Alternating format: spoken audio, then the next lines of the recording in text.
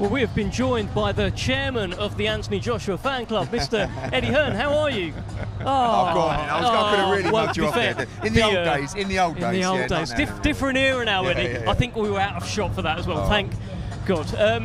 How are we? How are we feeling about really this good. one? Relaxed. I mean, you know, I think that kind of like the old days of the uncertainty event. When Anthony's comfortable, when he's dialed in, when he's 100%, I feel quite relaxed, and this is probably the most relaxed I've been about an Anthony Joshua fight. I don't know if that's a good thing or bad thing. We'll find out on Saturday. But with Ben, you know, as Moses knows, it's just the input of data is so, like, it's simplified, but it's extensive. And AJ's the kind of guy, if he believes in the plan, he's very calm and confident, and he believes in the plan. Like, it's not breaking down the weaknesses of Daniel Dubois. It's not an overly scientific puzzle to solve like an Usyk. He's still very dangerous at all times, but they know what they have to do, and you know, you can never take the result of a heavyweight championship fight for granted, but very confident that he gets the win. We were talking to Moses about how he was shown tape before the Ngannou fight by Ben Davison, about how meticulously everything had been planned out. Moses, was it almost like a cheat code heading into the Ngannou fight? You know what, it felt like it, but obviously I wasn't training with Ben at that time. But when I did join and I did see the Ngannou preparation, I was like, no wonder you thought that he was going to go in there and knock him out, and he did. It's part of this, Eddie, the fact that AJ doesn't really have to spend all night thinking about this stuff so much anymore, because Lee Wiley, they're kind of doing it for him. Yeah, he searched for a long time for the answers, and that came from bringing in a defensive coach, you know, bringing in a pad man, Rob McCracken, watching tape himself, like, you know, but you've got to trust in someone, and the trust is there with Ben. And like Moses said, like, the difference between seeing him on the pads with Ben versus seeing him on the pads with Derek James and Angel in the pot, like a different puncher now.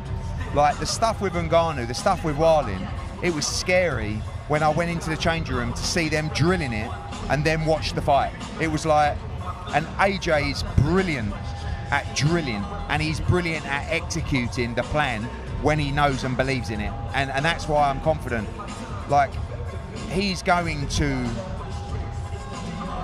hit Dubois sharp and hard and fast like he's never been hit before. Now it's up to Daniel to stand up to that and to come back with what he's going to have, and he'll be dangerous as long as he's standing. And I do believe also that Dubois has a good chin. You know, in his defeats, it's not like he's been out, you know, he's been rocked. He just didn't fancy it anymore, but he may have come through that. And AJ's got to hit him very hard. But this isn't Filip Hrgović, and it isn't Jared Anderson. And the way that AJ's punching at the moment, he's got the ability to turn off the lights at any moment. Has AJ ever faced anyone like Daniel Dubois? Style-wise, I mean, probably not in terms of size and, you know, activity in the ring.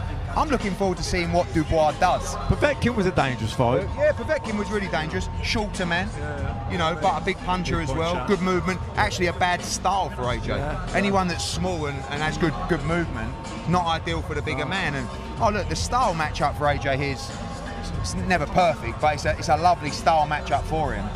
But you know, what do you think? Do you think that Dubois is going to come out like a train, like he did against Hrgović? Are they going to try and take him into the later rounds? I think he'll come out aggressive, but I don't think he'll be reckless, because that'd be suicide, wouldn't it? You're going against someone who can bang like AJ, who's sharp like AJ, and he's shown he's sharp in his last couple.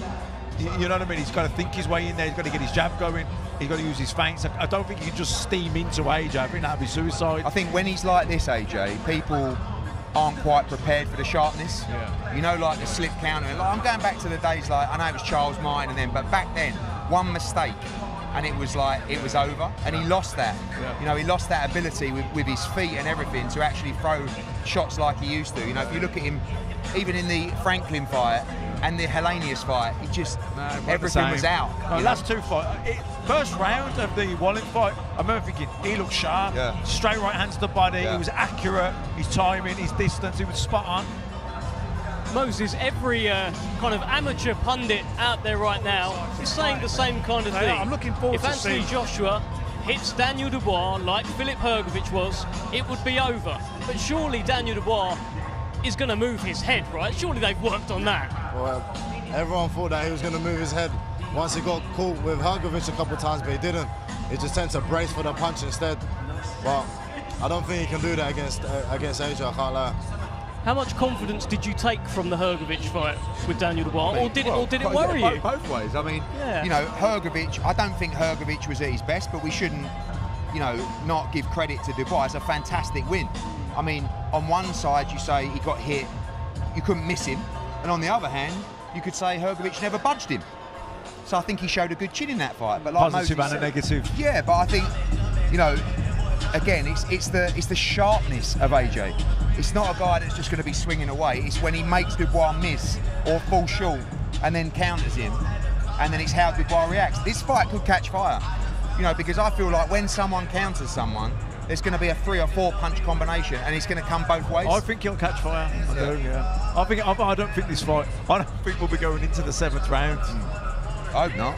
As long as it goes our way. Well, if it goes into the second half of the fight, who does that favour? Depends, because, like, you know, people have got this perception that AJ fades in fights. I think early on in his career he did, because he had all this kind of like emotional energy, like when he fought Dillian White, and he'd unload and he'd like load up. And 18 stone wasn't his best weight either, was it? But also, you could say that when it gets tough and it does go deep, Daniel Dubois starts fading, and he actually might look for a way out in the fight. I don't know, like, you know, it's one of those you could debate. I think the father's a big thing. You know, I don't think a lot of these sort of discussions about how the fight goes, people probably aren't talking about the dad effect that much for Dubois. You know, he was, in my opinion, he was on the borderline of giving it all up against Jarrell Miller after 5 or 6 rounds. Frank brought the dad in, and he screamed and shouted at him every round in the corner. Didn't look at Don Charles after that. He just sat down and looked for his dad. And then in the Hrgović fight, after about 2 rounds, Frank brought the dad actually in the corner. And I believe he's actually a second in the corner for this fight. It's good, you know, it's important for him, because he can't find that confidence without his dad. I don't mean that critically, it's truth, it's fact. And it's an asset for him, because he'll be looking out for him when things get tough. Might be a weakness as well, but the fact that he's there is interesting, you know? I agree with you, and in the Joe Joyce fight, his dad wasn't there. Yeah. His dad had left the building. You know, if he in the Usyk fight, you see Daniel looking around. He couldn't find his dad. When his dad is there, things tend to go quite well. And Moses, let me bring you in here, because it's about hearing a familiar voice that you've heard all your life ringside. You've not had any times of trouble yet in the ring, but you will always hear the voice of Carol, the voice of your mum, the voice of your dad. I hear it too. You hear that, right? My last couple of fights, I haven't really heard anyone else's voice apart from my brothers, because he speaks Slovak when I'm in the ring, which makes a difference also. But funnily enough, in my last fight, I don't know why, I only heard my best mate growing up here. I only heard his voice. I don't really know why, but it just tends to be that way. Well, Frank, great to see you. Good to see you. Here's your man, Moses Atalma. He's looking good, right? He's always looking good. It's $1 million. He does look $1 million. We were just talking about the dad effect. Eddie brought it up about Daniel having his father ringside, what effect that has. Is it a good thing? Is it a bad thing? It seems to be a good thing for Daniel Dubois. Look, he's in a very good place. There's no doubt about it. He's in a very good place at the moment, and he's confident. And I'm pleased with it. And at the last couple of fights, it's worked. So why fix it if it's not broke? Can I just say that I've heard a rumour that the traffic's going to be very bad for Daniel Dubois' dad on Saturday getting to Wembley. I've already heard there's a problem with one of his tyres. No, it's all right. I've bought him a tent. He's going to sleep over. Well, the traffic is actually bad, by the way, guys, for Anthony Joshua at the moment. That's why we are delayed, but we're in great company here. Eddie, it's Queensberry versus Matchroom. Your form's not great heading into this. What happens if, dare I say, Queensberry pick up another win on Saturday? Yeah, this one means a little bit more. You know, I think as we're 10-0 down, feels like this is worth at least 10 points, maybe more. We've also got, of course, Josh Warrington fighting Kakachi on the card as well. And then we go October 12th, we've got Raven Chapman v Sky Nicholson, and loads of other Matchroom Dave and Queensberry matchups down the line. But this one's a little bit special, isn't it? World Heavyweight Championship. Two guys we've both had from the debut, two guys that mean a lot to us, and are very important fights for our respective companies and broadcasters, but more importantly, the individuals as well. This one's absolutely everything, isn't it? Of course it is. You know, this is the big fight. This is for the IBF title. And the winner of this is well and truly in the frame to fight the winner of the fight on the 21st of December in Riyadh. Riyadh season fight over there. Rematch between Tyson and Usyk. You know, brilliant times for the heavyweight division. Nobody can afford to lose. We're seeing plenty of graphics go out. There's events going on this week around Fight Week. My understanding is Tyson Fury is going to be there. Alexander Usyk is going to be there as well. It's going to be a festival of legendary fighters ringside. What can we expect when Tyson Fury and Alexander Usyk take their place ringside on Saturday night, Frank? They'll probably sit down and watch the fight. But they'll be watching a future foe, right? Of course they will, but their mind is well and truly on the 21st of December, both of them. Both of them. You know, it's a big moment for them. And, you know, of course they'll be interested in watching the two guys because they're going to be facing them down the road. What sort of impact do you think it has on Anthony Joshua having Tyson Fury, Alexander Usyk ringside? I mean, he knocked out Ngannou in front of Fury. Yeah. Fury clapped. Yeah, no, I don't think it's really relevant. I mean, you know, he'll be dialed in, switched on. There'll be 96,000 people there.